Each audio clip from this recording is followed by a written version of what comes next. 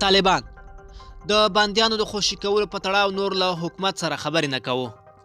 طالبان وایي کابل ته د بندیانو د خلاصون لپاره استول شوی پلاوی په دې تړاو له حکومت سره نورې خبرې ونه کړي.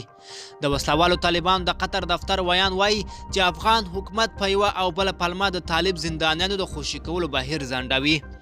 د په وینا د شوي هوکړې له مخې باید حکومت د بندیانو د خوشي کولو لپاره اقدام وکړي، خو تر اوسه پر ژمنو عمل نه دی شوی.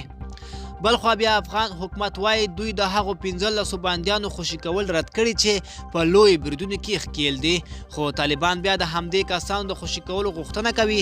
شاهین وایي چې نور په د دوی پلاوي د زندانونو د خلاصون په تړاو په جوړونکو بې پایلو غونډو کې ګډون نه کوي.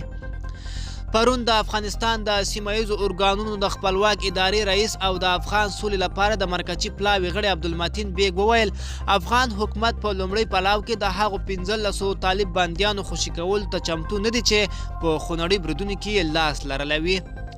خو شاهین بیا وایي دا 15 کسان هم د هغو 15,000 بندیانو په لیست کې دي چې له امریکا سره د دوی خپلمنځي هوکړې له مخې باید خوشي شي. طالب ویان سهیل شاهین په ټویټر لیکلي کابل ته یې د بندیانو د خلاصونو په موخه کمیسیون استولی و چې د تړون پر بنسټ د بندیانو خلاصون پیل شي، خو د تړون ښکېلې غاړې د بندیانو د خلاصون ځنډوي. له همدې امله سر لننه تخنیکي ټیم له اړوندو جهاتونو سره په نورو پایلو ناستو کې ګډون نه کوي. ملګرو دا زموږ تازه چمتو شوی راپور. د لا ښکلو ویډیوګانو لپاره زموږ چینل سبسکرایب کړئ.